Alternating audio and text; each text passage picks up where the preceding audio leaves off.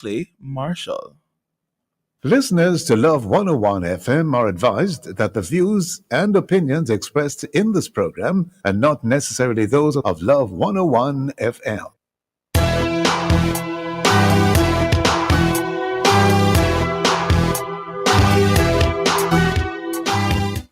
Hello and welcome to the award-winning The Morning Watch on Love 101 FM. I'm your host, Stokeley Marshall.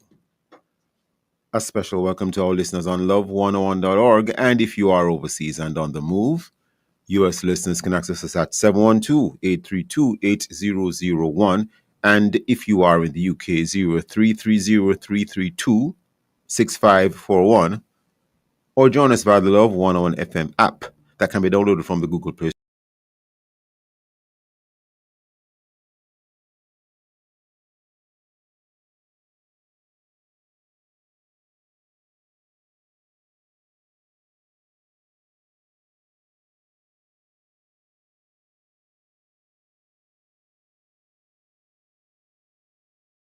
Focus on the UIC, the United Independence Congress, and the JPP, the Jamaica Progressive Party.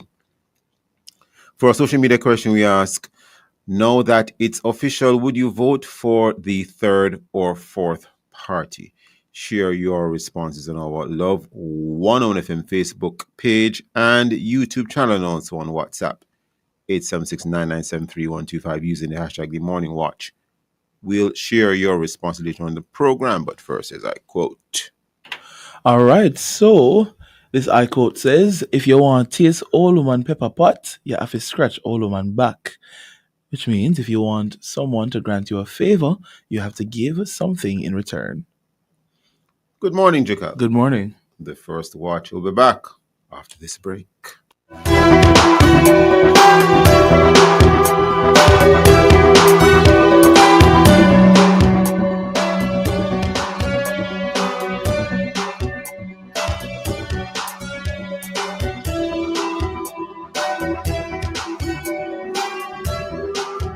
To school, I'm just a chill, sir. School fee paid, books bought. Thanks to CNWJ Back to School Special, I borrowed $100,000 and paid less than $10,000 for 12 months. This couldn't miss me. Get your child classroom ready. Start the school year strong with a CNWJ Back to School Special from August 1 to September 30. Low processing fee, approval within 24 hours. Conditions apply. CNWJ Credit Union. Discover the benefits of belonging.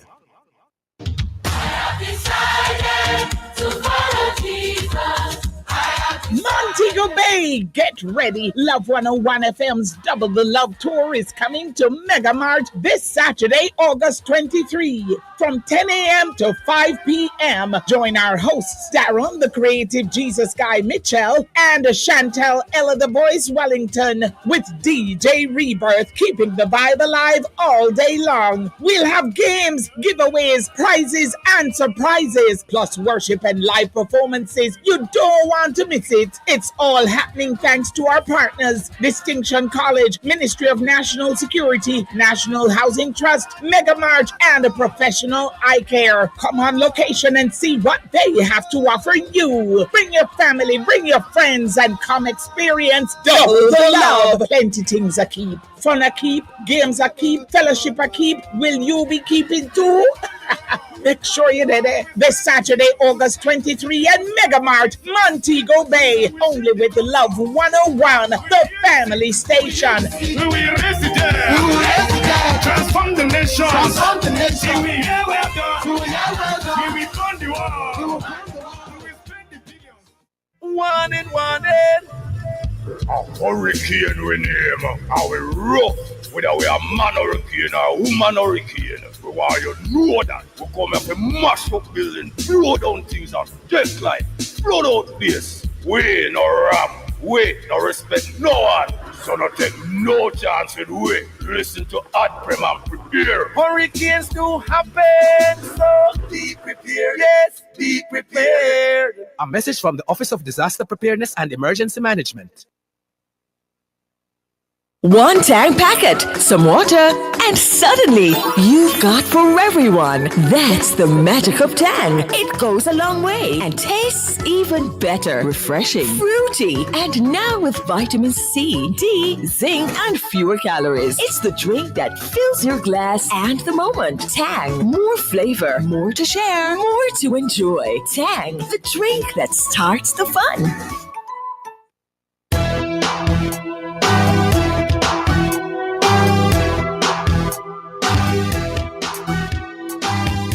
Welcome back to the Morning Watch. I'm your host, Stokeley Marshall. Now, gated communities were the welcome solution in the myriad of problems that in later years came with standalone homes. Well, I'm not sure if it's such a well, it depends on what you mean by myriad of problems. But what was that then? Is investing and in living in a gated community all that it is being made to appear that it is? Now, what will a shared community bill or legislation look like? And that's where the discussion will be centered on today. We have as our guests this morning Gabriel Gilpin Hudson, President, Realtors Association of Jamaica, and Howard Johnson Jr., Property Manager, HJ Property Management Limited. Mr. Johnson, Gabriel Gilpin Hudson, good morning. Good morning. Good morning to all. I'm not sure how you guys sound so bright at 7 o'clock in the morning, but for what it's worth, good morning, everybody. It's an act. I hear you, Gabby. I hear you. I've been awake for several hours now. Oh, lucky you. You're good, Stokeley. Now, tell us, living in a gated community, is it as great as it appears to be? Maybe I should start with you, Gabriel Gilpin Hudson. Your thoughts? I think that living in a gated community can be great, right? But I think what happens is a lot of persons decide to buy into these communities not understanding the rights and obligations that come with that. And I think just culturally, a lot of us sometimes tend to not be willing to,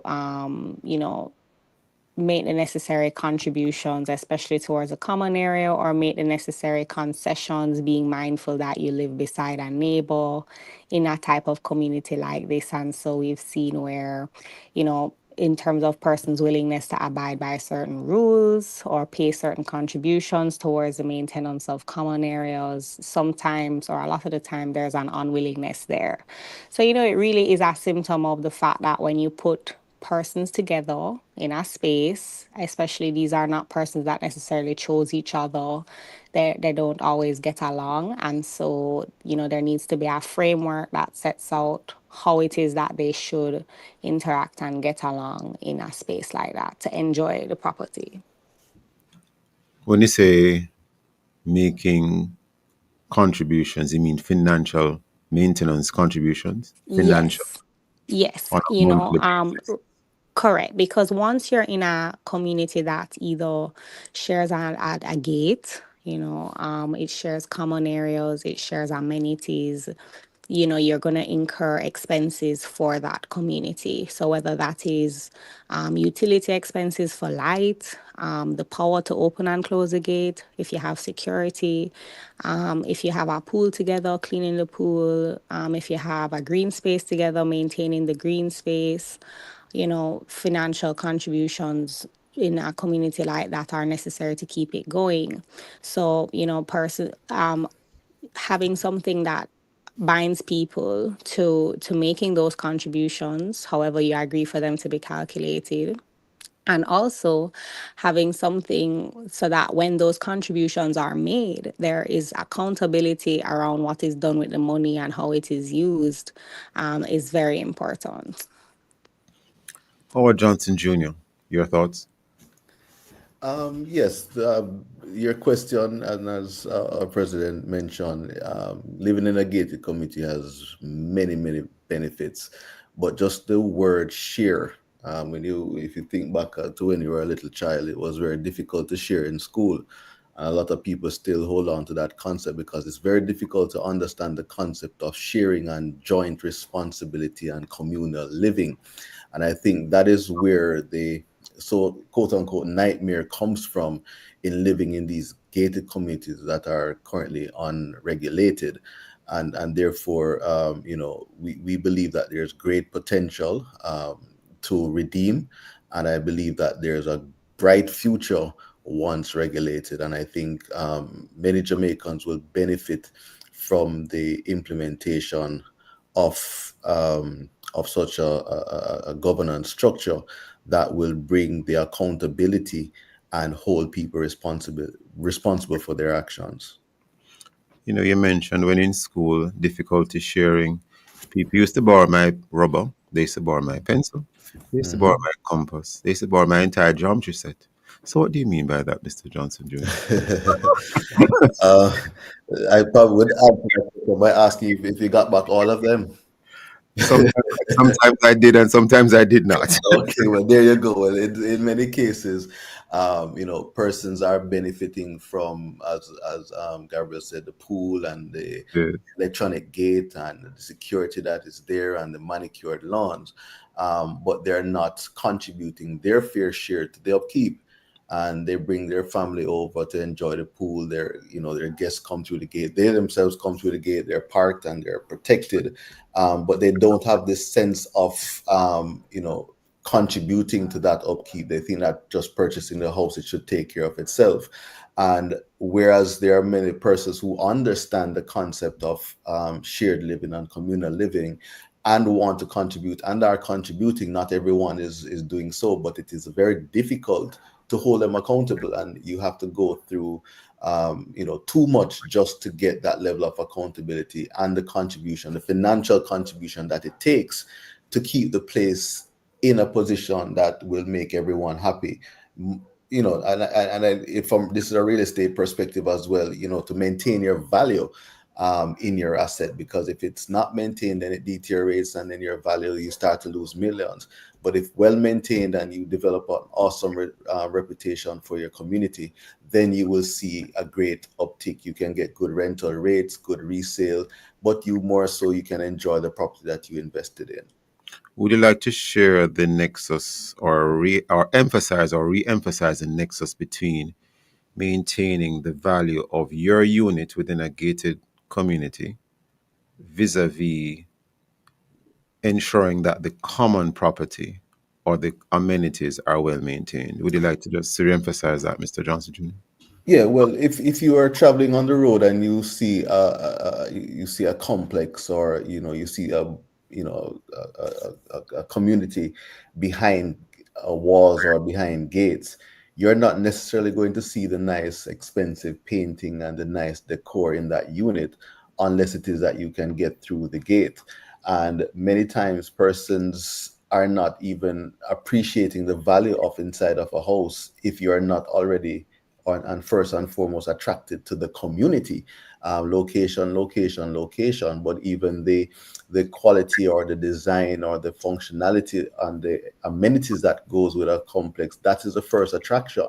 And then now you get into the unit and you can appreciate what that owner would have done to make themselves comfortable. So one is maintaining your asset, but it goes hand in hand with what you jointly own, which is in fact those communal areas, because you don't just own the pool by yourself. You don't just have a security just for your unit.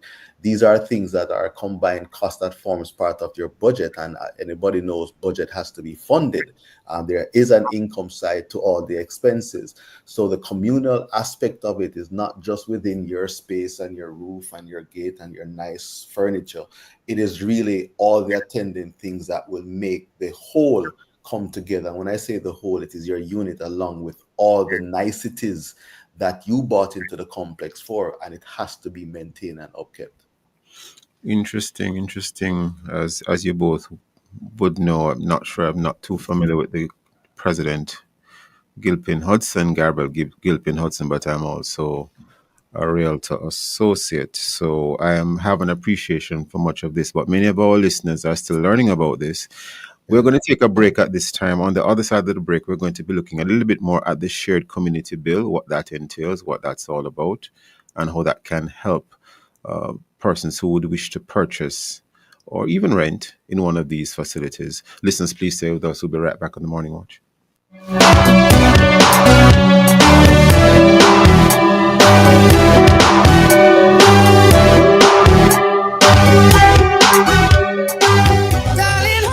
Nothing beats the Love 101 September Bonanza. That's 15% off any advertising package. That's more savings, more spots, and more reach for your business. But don't wait. This offer ends September 30. Call us now at 876-968-9596 or email sales and marketing at love101.org. Let's grow together. Conditions apply. Jamaica and its workforce are advancing quickly. Life-changing opportunities are arising. You need training and support. We are the Renewed Heart NSTA Trust, committed to providing new and emerging skills training and opportunities. Come to Heart. We'll help you claim your place in the workforce of the future.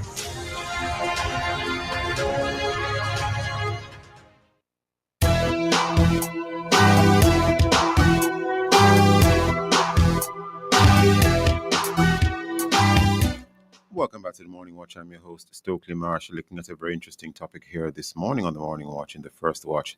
The topic being examining the solutions and problems that come with the establishment of gated communities.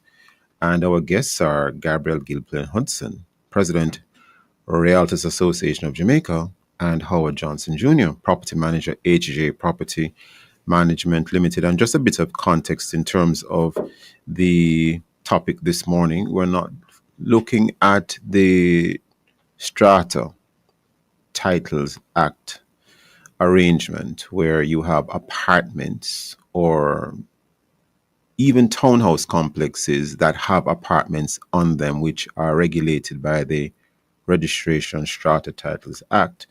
The discussion here this morning is focusing on those gated communities that are not currently under any legislation in terms of any framework legally.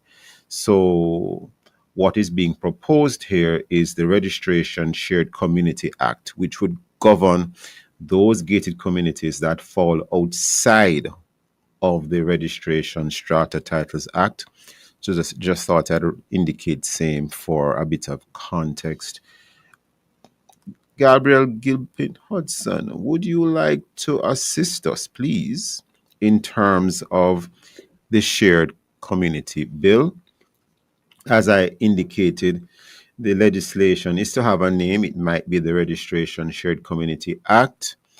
And would you like to enlighten us as to what that, in a nutshell, will entail? Sure. So I think we can, you touched on that it's different from the Registration Strata Titles Act. And I think why it's easy to draw to compare the two is because the main benefit of the Strata Titles Act is that it neatly sets out a framework for when these apartments or townhouses that are brought under the legislation complexes are built.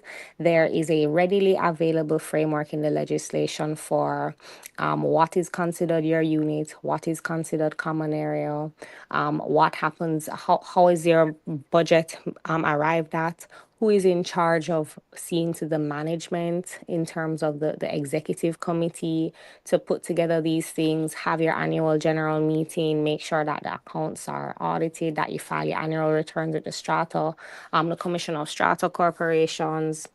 If somebody doesn't pay, there is recourse that you can get. If somebody breaks the rules, which are the bylaws of the community, there is recourse that you can get by going to the Commission of Strata Corporation. So there is a body that you can go to deal with grouses in this type of community. As it relates to communities that don't fall under strata titles legislation, what happens is how that community is set up is very heavily dependent on the developer and the developer's attorney. And sometimes developers fail to put in place the correct framework. And there is no framework in some of these communities. And so you would see in the news, for example, where these communities are just operating, where the owners are coming together doing an informal thing. And when they have people that are not agreeing to be a part of that informal thing, and they go to court to enforce, their payment of their contribution, rightly so, because they're accessing the amenities. The Yes. court says, well, you're not a legal entity capable of suing or being sued. Or what Yes. is the basis that you're doing this? Where is your agreement? Developers have gotten it very right, or as right as they can, have a homeowners agreement, for example, that you would sign when you're buying into this. They may set up a HOA company. So there's a framework that they've set up, but that framework is still an agreement. And so if somebody does not agree, In a second, Gabriel Gilpin Hudson. When you say HOA, you mean a homeowners homeowners association? association, yes. Just so the Right. listeners and So viewers can follow. Go ahead. yeah. So where it is that you may have these things set up for some of these communities, the problem that still is a big gap is that if you have an issue, you have to take that person to court really and truly if you want to enforce it. Yeah. So, And because it's only a contract essentially between parties. exactly, it's a contract between parties. So just like any other contract that you need to seek a remedy for, you're looking at going to the Supreme Court. Right. And I think everybody would understand and appreciate that our court system is very overburdened, and the time that it takes to deal with these things in court is very long. And also not just the time, but the money, to take a matter from beginning to end. Worse if it is appealed, you're looking at outlaying millions of dollars to enforce some of these things. And so because of that, it's not as effective as we would really like it to be. And And so I could add that maybe in some cases you can take the matter to the parish court, maybe depending on the amount of money in issue. depending, Go ahead. yes, yeah. Go ahead. Go ahead. Go ahead. But for the most part, so for example, let's look at, suppose it's not monetarily related, right? So suppose you guys have rules that you've agreed to and somebody is breaching these rules. So for example, you have rules around using a particular amenity and there's an argument over that, or somebody is creating a nuisance within the community, all sorts of things that could be in Yeah. disregard of what you've agreed Yeah. for the community, like having an Airbnb when everybody has, or a short-term rental when everybody else has said no. Those type of things, you need to have in your rules that everybody agrees to. And then when people break those agreements, you need recourse. And so leaving it up to you having to go and get a lawyer and go to court it makes justice inaccessible for a lot of persons. Whereas with an issue in a strata, you can go and report the matter to the Commission of Strata Corporations. They have a power to do a lot of things, have hearings and inquiries into matters and make orders that the parties have to follow. So that is really the main that is really one of the core mischiefs that this legislation is trying to address. That, and also the way that people are going about and putting rules in place for collecting monies towards this budget that Howard would have referenced earlier, because you have some persons who are doing this, and if some communities are very big, their annual budget, or the money that flows through this community, we're talking hundreds of millions of dollars for the year. And Yeah. who is stewarding this money and ensuring that it is being used towards the cost that it's supposed to go towards? What is the mechanism for arriving at these costs, and you know sharing them up amongst people, making sure that everything is accounted for, and that people who are competent are doing these things? So that's where the legislation is coming from, and that's what it's meant to address. Thank you for that, Gabriel Gilpin Hudson. I will also ask, is it that the legislation is intended to not only deal with what we typically refer to as townhouse complexes, the ones without any apartments at all, or is it Mm-mm. also including those complexes or those communities that might have a shared gate, a shared perimeter wall, but inside of it you have only bungalows, only one-story houses, Yeah. two-story houses, or villas, as the case may be. Do you know how wide this legislation is intended to be in terms of covering? It's pretty wide, right? And I don't want to misspeak, but it's pretty wide, but there are also some carve out exceptions, right? But it really is intended to catch any. It doesn't have to have a gate, for example, but once you are sharing amenities, utilities, access, Yeah. things that common property, that is really Understood. what it And that's I want really to what it quickly, to only because capture. of time. Go ahead. Sorry. Finish what you're saying. No, man, I just that to say that people immediately think gated, but Yeah. sometimes, there's no gate, but you're sharing, Yeah. for example, roads that are private roads, not Yes. necessarily government roads. So who maintains these things? Who maintains that green space? Because if you look around, there are certain communities where they have ownership of these roads or green spaces, and they've just been left to kind of deteriorate Yeah. because of a failure of this framework to be put in place by the developer that created the community. Very interesting. And so there will be a regulatory authority, just to give a little summary here. There will be a regulatory authority governing these communities. The legislation is intended to address that. And under the proposed legislation, there would be the requirement for there to be a corporation comprising the owners of the units within the community. And there's, of course, to be the matter of calculating and collecting maintenance contributions to maintain those common areas, and for mechanisms to recover unpaid maintenance. And there is also to be the issue of, well, maybe you can comment on this, the matter of ordering possession and power of sale when there is unpaid maintenance. Any comments on the latter, Gabriel Gilpin Hudson? And of course, you'll have Yes, bylaws to run how the complex or the community is governed. But the yes. matter So of unpaid maintenance and recovery of possession, power of sale, any you think you want to share on that, even though it's in draft well, stage? yeah. So what I would say is, much like the strata legislation, if you fall behind in your maintenance payments, egregious, especially, well, under the strata legislation, I don't think people understand that if you are behind even just 1 month, once you're in arrears and certain steps have been taken under the legislation to give you notice and you fail to comply, though the commission the corporation, the strata, can report you to the commissioner of strata corporations and get a certificate of power of sale over your unit. Do you know the period proposed for the current bill, the shared communities bill? Off the top of my head, Not yet. no, Yes, but it no. is. I will say that it is similar to the strata. Oh, It's okay. similar. And also just from a legal perspective, I'll comment and say that you'll have your legislation, which will be the draft bill, but there also will be regulations, and I Yes. believe that there's some work that will need to be done in terms of fleshing out some of the Any finer details timeline in as the to when, regulations. any timeline as to when this may become law? No Uh, timeline. I know that the work on the bill, because I've been intimately involved in that, has been done, right? And you know, I know that you're also an attorney at law. So yes, but I also sit on the real estate board, which yeah, is and the Commission of Strata Corporations, which is the regulator tasked with doing a lot of this work.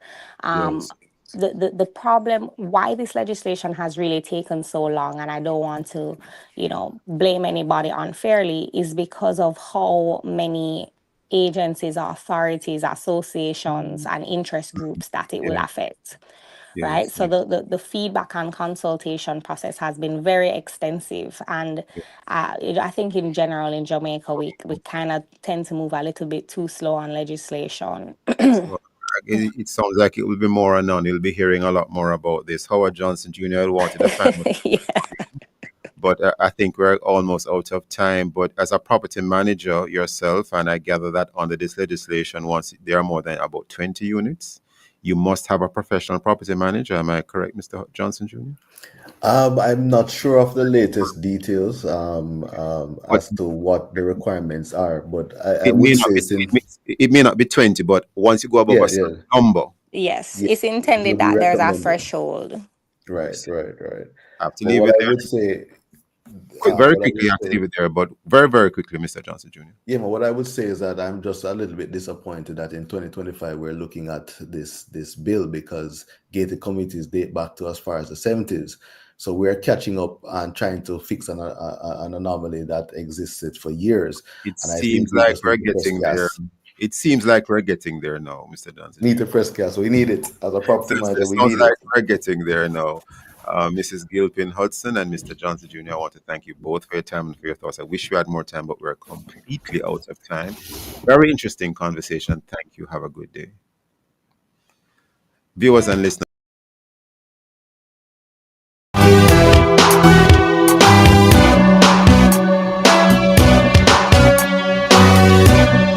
Start your journey with a JN Small Business Loan with small business loans as little as $10,000 and up to $4 million. The time by JN Small Business Loan is 7:31. Mama work hard, for real. She do the most to send me and my brother go school. So, the dream was always to go to university. Well, I fulfilled 2 dreams with 1 Jane Bank savings plan, you know. I further my education and I make mama proud. See so you can make the part, travel far, graduate like a star. Stop wishing you could. With your Jane Bank savings, you absolutely can. Jane Bank will help you find a way. Brunswick, tuna the only option. Give me the one thing, no, me no want a fraction. Brunswick tuna, morning, night, or noon. Me say me ready for the action. Brunswick tuna, they on me plate. Now they eating for dinner, now the morning for me breakfast. You can have it anytime, anyway. With couple slices of bread or crackers. What's convenient, taste good and affordable. Brunswick tuna, Brunswick tuna. Love me under the pitney in a school. Chunky nice, spicy Thai chili, chunk in water. Tuna, Brunswick tuna. Snacking made easy, snacking made tasty, snacking made healthy. Don't let freshness ditch you when you need it the most. Wash your clothes with Downy Softener to keep dazzling everyone around you from day to night. Try Downy Softener now.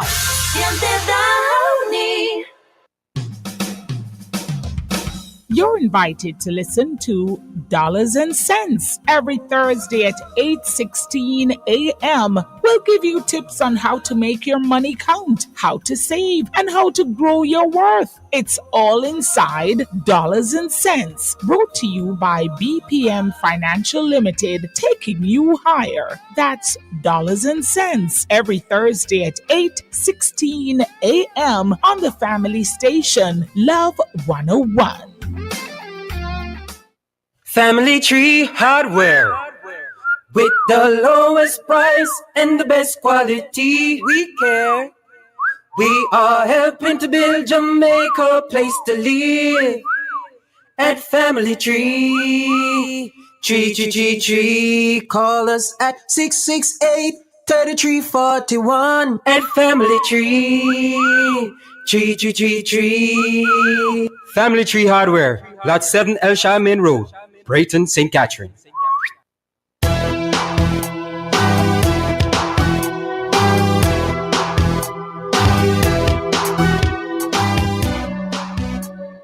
Welcome back. You're tuned into the Morning Watch. I'm your host, Stokeley Marshall. Let's take a look now at the newspapers to see what Jamaicans and others are saying and doing. And we have here in the Gleaner, voter intent turnaround. Just over half of Jamaica's voting population is planning to cast a ballot in the September 3 general election, set for 2 weeks from today. And the story continues. And we also have in the Gleaner, Jamaica Debates Commission, JDC tweaks national debates. We have here in the Daily Observer, there's a reference to a story at page 4.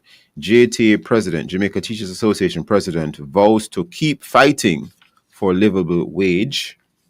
And we also have on the front page of the Observer, jailbreak fear. This story by Jason Cross. It goes on to read in the headline, unease in Cassava Peace. Residents demand investigation. Jailbreak fear. Unease in Cassava Peace. Residents demand investigation. Those and many other stories in our newspapers. Coming up next, we'll read some of the feedback from our Facebook, YouTube, and WhatsApp question, which is, now that it's official, would you vote for the third or fourth party? If you haven't done so, leave your responses on our Facebook or YouTube, Love 101 FM Jamaica Live, and also WhatsApp comments and voice notes too. 876-9973-125 using the hashtag The Morning Watch. We'll be right back.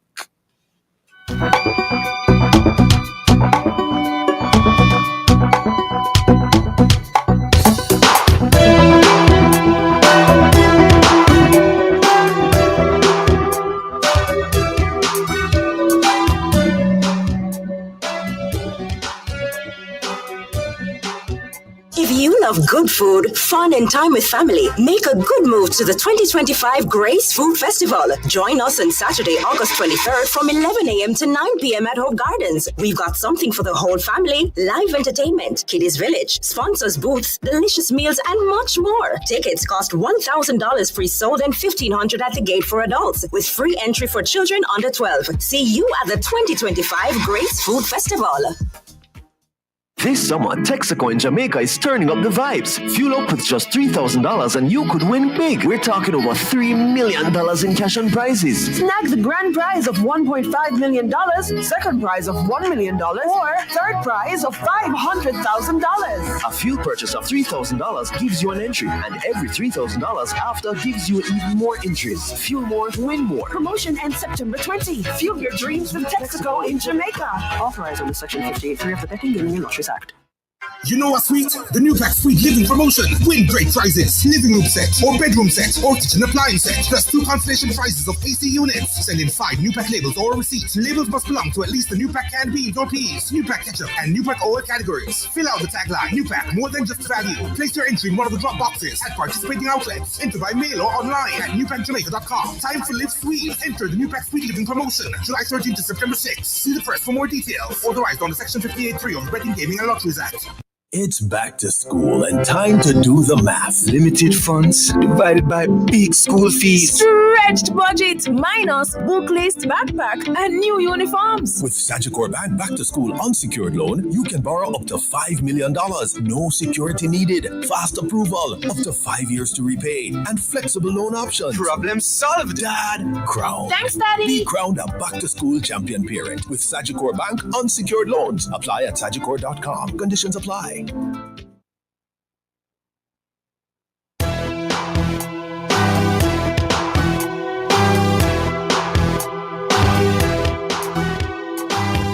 Welcome back to the Morning Watch. I'm your host, Stokeley Marshall. Now for your responses to our social media question. Now that it's official, would you vote for the third or fourth party, Jukal?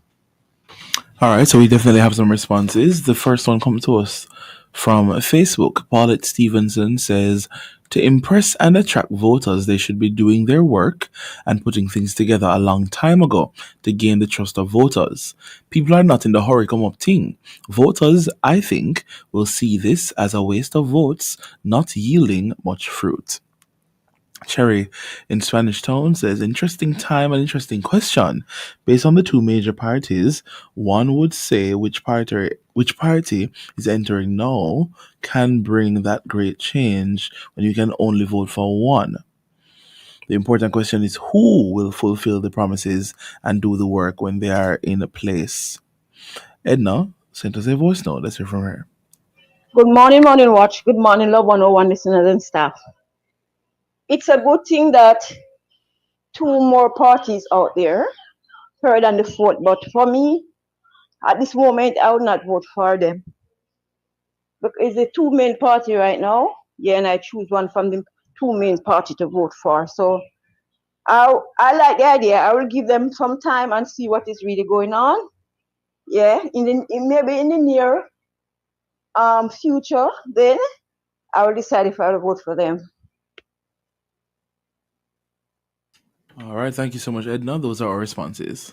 Thank you, Jukal. We move right into the second watch, and we were hoping to have been able to analyze the manifesto, at least of the Jamaica Labour Party, but alas, we haven't seen that one as yet. I don't know, or I don't. My understanding is that it is not yet out. However, in terms of the, can I say, newer parties, the Jamaica Progressive Party and the United Independence Congress, JPP and UIC, contesting the 2025 general elections, their manifestos are in fact out. And I will also mention that, of course, the People's National Party's manifesto, the PNP, their manifesto is also out. How do these manifestos stack up against each other? Although the focus of our discussion this morning will be on the JPPs and the UICs. But we might also make mention of the PNP's manifesto as well. We have as our guest this morning Peter Espute, sociologist, Dean of Studies, St. Michael's College, and Dr. Paul Bourne. He's a research consultant and a data analyst. Peter Espute, Dr. Bourne, good morning. Good morning and good morning to your listeners. Morning, gentlemen. Both of you, good morning. I have a bit of a comical question to ask. Now that we are talking about third and fourth parties, which parties are the first and the second? You want to try that one, Dr. Bourne? I presume the first would be maybe the one that won the first general election, that be the JLP, and then the PNP. I'm not sure what the first and second is, but I presume somewhere there. Which one was the first one that was formed in history in Jamaica? Sir Peter Espute, I mean, lest we have a reaction. You can't change history. The PNP was formed first, and Alexander Bustamante was a member of that party, and then he broke away and formed the Jamaica Labour Party. Yeah. So if you're talking history, yeah, then those would be the first two. But then you can't call these third and fourth because there have been 10, 15 parties in between. Yeah. If you're going to use that method to determine which is first and which is second, then maybe the two that we are talking about are party 26 and 27, you know? Possibly. And we have also had independent candidates. So very interesting. Indeed. Yeah. Indeed. Now, how do the manifestos of the UIC, the JPP, stack up against that of the PNP? I say PNP because we don't have one yet to look at for the JLP. Peter Espute, your thoughts? Well, I don't have the manifesto for the PNP. No one has sent it to me, and I haven't been able to find it. But for me, the manifesto is one thing. But the philosophies behind the manifesto, for me, are the real issue. Of course, Love FM is a Christian station, and everyone wants to court the church. I noticed the JLP has been having praise and worship sessions and gospel concerts as part of its campaign activities. So everybody wants to court the church. What is interesting is that the two manifestos that we have from these two new parties both state their philosophies, and this is important. The PNP manifesto, that I have not heard anybody say that the PNP explains its philosophy. The difficulty of explaining your philosophy is that it may turn out to be an unacceptable one. So, for example, the party that is called the United Independence Congress, yeah, they have stated their philosophy quite clearly. And as I said in my column last week, I appreciate that, because it's not enough just to say, if I'm elected, this is what I'm going to do. I want to know why you want to do it. So the UIC says that they are basically, when you read their manifesto, they are a libertarian party. I realize that from reading it myself. Yes. But you want to develop on that for the benefit of our listeners. What is meant by a libertarian party? Well, I would rather read what their manifesto says. Yes, And yes. then the readers will, the listeners will Make their get own a chance to determination. understand what it is. So, for example, Hold that thought for a second, Peter, Sure. because I think we're now upon a break. Listeners, please stay with us. We'll be right back on the Morning Watch.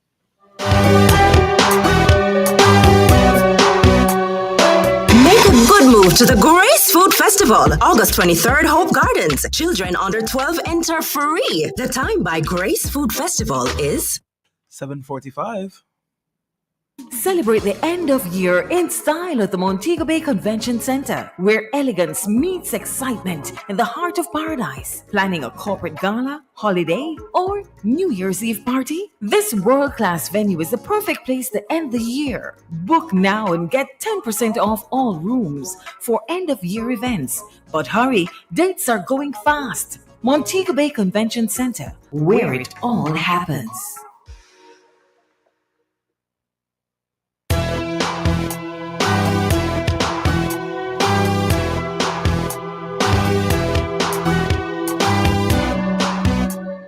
Welcome back to the Morning Watch. I'm your host, Stokeley Marshall. We are in the second watch. The topic is analyzing the manifestos.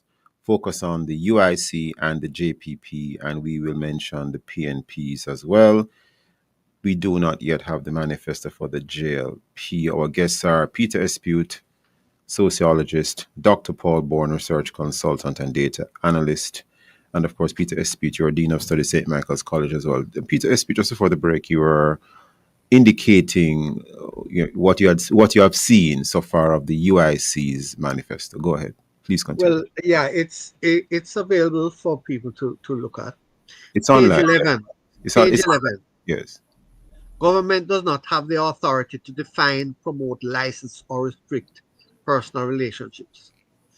Consenting adults should be free to choose their own personal relationships. So therefore, this is supporting homosexual marriages between two men, two women, because consenting adults are free to choose who they want to relate to. Government shall not engage in the issuing of marriage licenses. So the government must stay out of relationships between human beings, and therefore, but simply act as a repository of contracts, so that if two people make a contract of marriage, they simply lodge the fact that they have got married with the government, but the government does not issue a marriage license.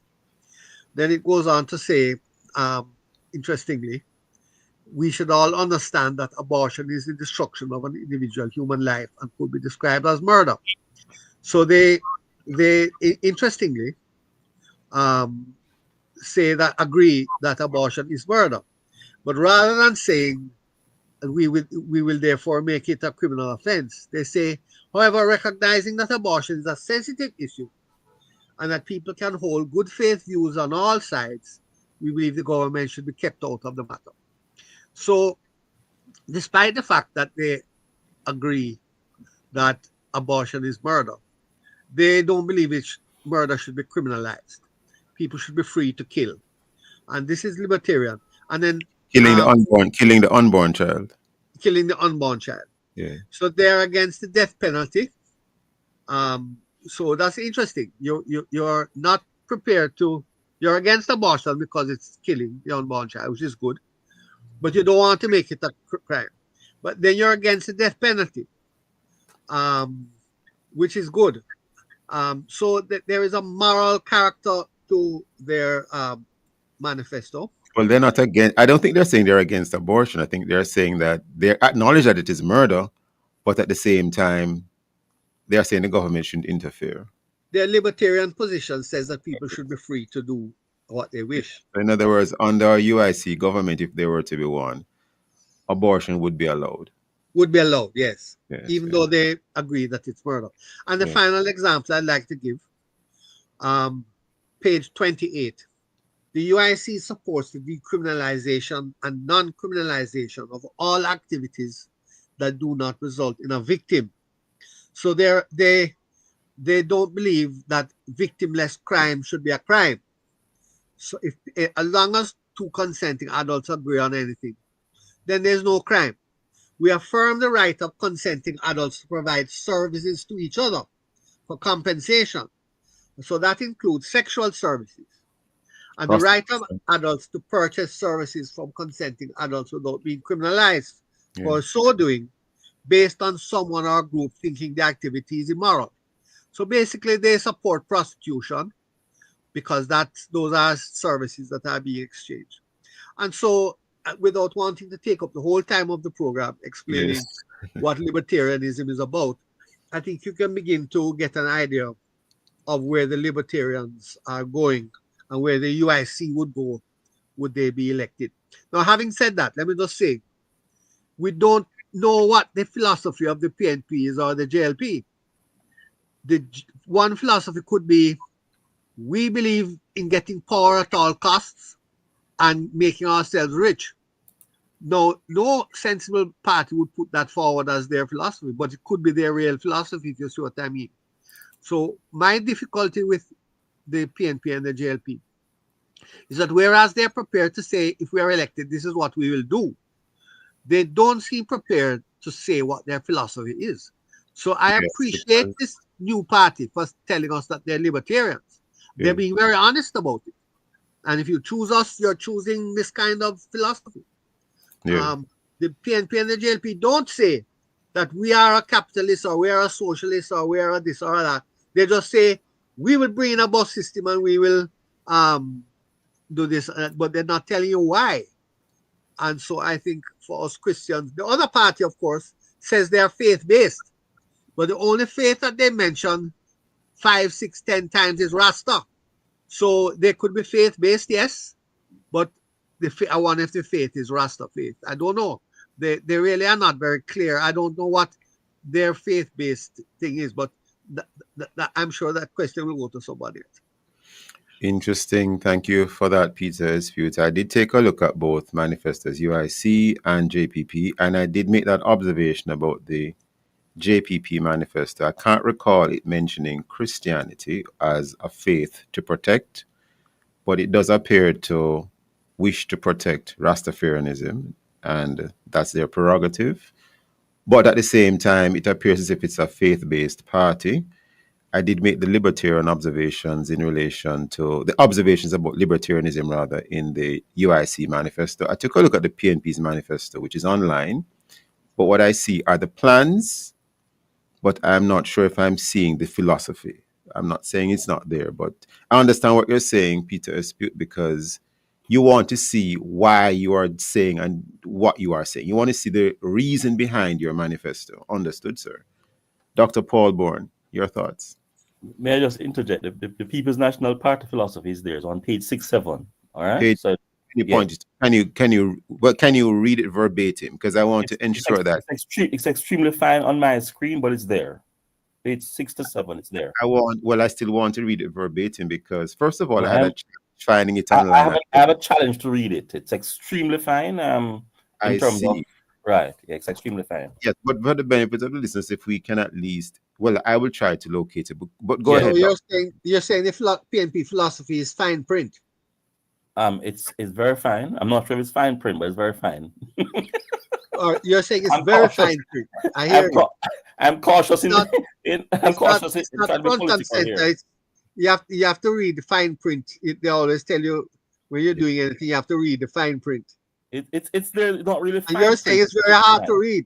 I hear you. It's difficult for me to read at the moment. Well, if it is there, it is there. I'm just saying. I had a difficulty initially locating it, and when I did locate it, I saw the plan, but I wasn't sure if I was seeing the reason behind. But I will. Yes, go ahead, Dr. Bourne. I want to sort of put these things in terms of giving some grades and then give you some context to my thing. I would give the UIC manifesto a B and the JPP manifesto a D. I have a substantial issue with the JPP manifesto, the Jamaica Progressive Party manifesto. It's like I'm reading an essay. And I'm saying if you're going to present in a manifesto to someone, that should not be the style and the approach that you take. It does not come across as though something that you really want person to actually read easily understand, etc. But there are some good issues that I saw inside the manifesto as well, in terms of recognizing that we really need a national airline, being with issue relating to a road network and all of that. So those were some good things that I saw inside the manifesto. Yeah. One had to go and read, and I presume maybe that's the whole idea of that manifesto, for you to go and read extensively everything, as again seeing things in sort of snippets, in captions, in highlighted issues. But that was not the case. In terms of the UIC's manifesto, I have some fundamental issues with it as a result of my Christian belief. All right. And one of them was the matter relating to abortion. I mean, as Christian, we have a certain view on some things. And I do not think that goes well with a number of us in terms of our Christian belief, in terms of, listen, we leave abortion to you. I do not like that about that. This relating to self-ownership, I have a problem with that as well, as some of the things that you do in terms of your matter relating to your sexuality, that sort of liberalism, that sort of freedom. And I did not like that in terms of where we are as a people and our definition as to who we are, substantially Christians. But there are some good points, though, that were mentioned inside your manifesto in terms of economic liberalism, which I sort of like, and allowing people to do what they want to do in terms of economic ventures, etc. The matter relating to self-defense, I thought was actually a good thing. They had some things relating to crime that I could sort of understand and appreciate. But when one juxtaposed that with that of the People's National Party, I think the People's National Party's manifesto was well done. But here's my issue with the People's National Party's manifesto. The manifesto that the People's National Party is putting forward is going to cost Jamaica billions of dollars. And I'm wondering if they have thought about that. Now, when you put forward an idea that you want to do road network and night school and agriculture and food services and do this relating to that, all of that, there's an economic cost to that. Have they thought about that? Because if they have thought about that, what that substantially means for Jamaicans, which you can sort of impute from this, is that there's a substantial increase in taxes. So the People's National Party's manifesto, to me, is an idea what we would want to do, but the economic cost relating to that manifesto, I am saying, is going to be extremely exorbitant. Interesting. I'm looking at page 6 of the manifesto. Thank you for highlighting what you had seen, Dr. Bourne. I'm going to read a little bit of it. A political philosophy of transformation and progress. Is that the headline you're also seeing at page 6? Yes, it is. Yes. Every Jamaican lives between two places. One is where we are now, the struggle, hardship, the present reality. The other is where we long to be, our ambitions, hopes, and our better future. That's Mission not a philosophy. Jamaica, love With all is due a respect. journey between those two coordinates. Well, let us continue reading. This manifesto is a declaration of that journey, a call to action, a people's pledge. It's not just about promises, it's about service, and it goes on to say a couple of other things. We believe in a government that fixes the road under your feet and the system above your head, etc. We ask that you join us. I'm not sure if this is a political philosophy or ideology or philosophy as the way we would have examined it, for example, with the UIC Peter Espute. I'm not sure. It's not a philosophy. I mean, I'm not even sure they're stating their core values, which is the beginning of philosophy. Okay. This is the part of the problem, we don't teach philosophy in our school system. I don't think people even know what a philosophy is. I mean, the Patterson report said that Jamaica needs a philosophy of education. Yeah. And so the Ministry of Education came out with a one-sentence philosophy, which is basically a mission statement. We don't know what philosophy means. This is part of the problem. But let's stick to the fourth and fifth parties. I noticed very quickly, because we're almost out of time already.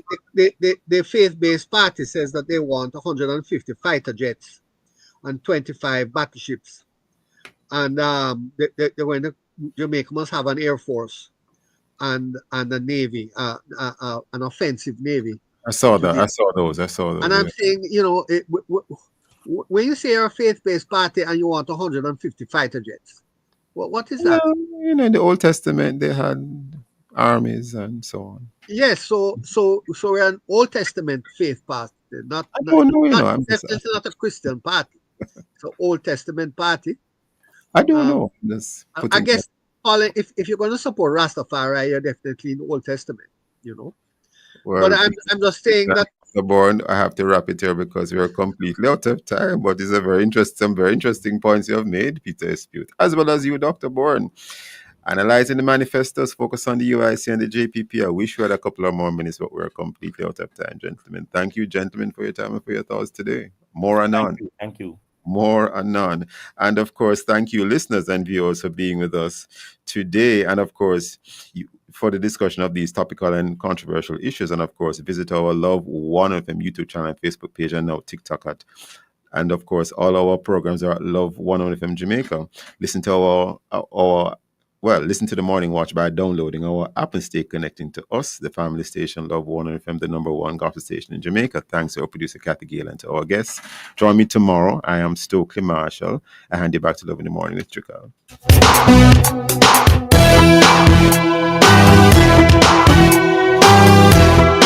Time on Love 101 is now 1 minute past the hour of 8, and you are now